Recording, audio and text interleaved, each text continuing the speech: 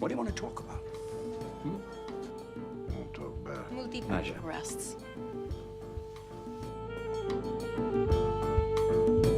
Hello everyone, I'm coming to you today from the smallest park in Queens, where there's not even a bench, so I'm leaning up against a tree to talk to you about MultiMeasure Rests.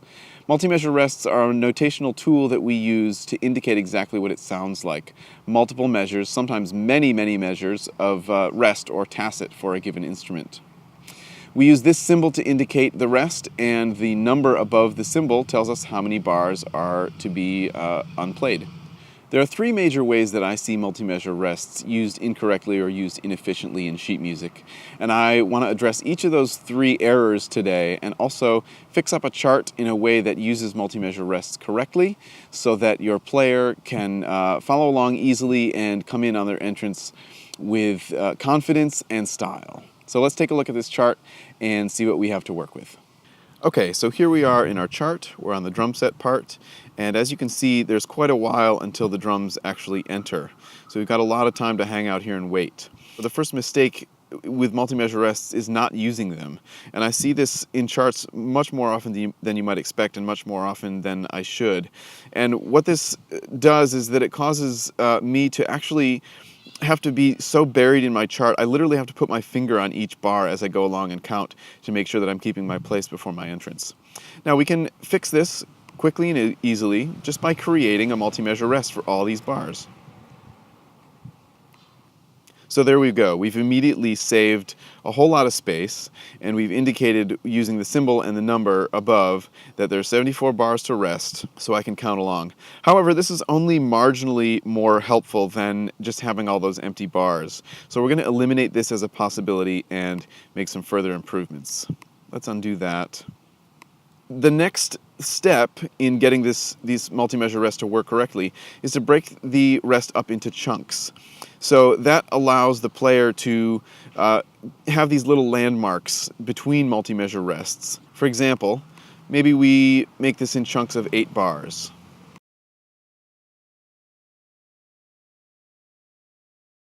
This is better, but there's still a problem. We have all these more manageable chunks of multi-measure rests, but they don't reflect the phrasing of the song. For what if the song isn't made up solely of 8-bar phrases? This can actually even be a bigger problem than one long multi-measure rest because the beginnings and ends of chunks won't line up with musical phrases, and the player's internal counting will be in conflict with what they're actually hearing. So this is the third mistake that orchestrators and arrangers and copyists often make when it comes to using multi-measure rests. So we're going to eliminate that as a possibility.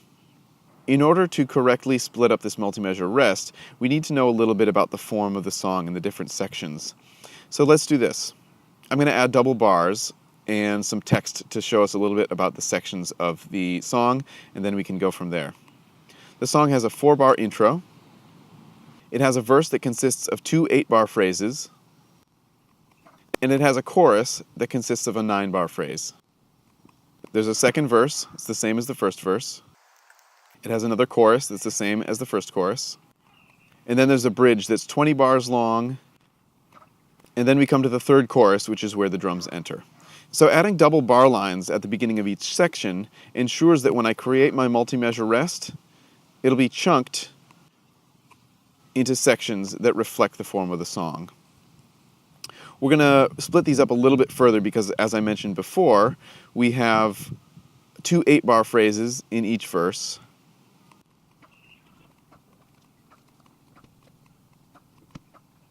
And as it happens, the bridge consists of 2 8-bar phrases and a 4-bar phrase to get us back to the third chorus.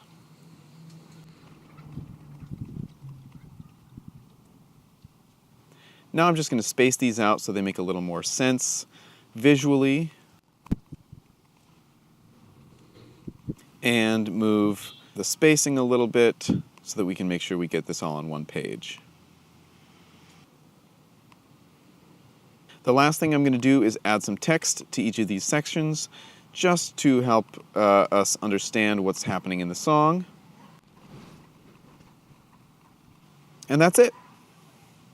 Okay, now your chart is formatted nicely and ready to go for the first rehearsal.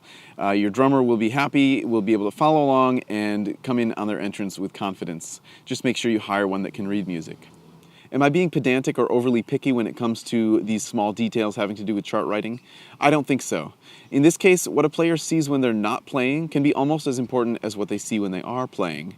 And if the person preparing my charts follows these guidelines, it ensures that I won't have to waste time by asking several questions about the chart before we start, by scribbling lots of extra notes on my page, and this ensures that we can all get to making music sooner. And that's what this is all about. Thanks for joining me today, and big thanks to Sean Connery, Jeff Bridges, Mila Jovovich, Simon Pegg, and Tina Fey for helping me introduce this video. I owe y'all one. Peace.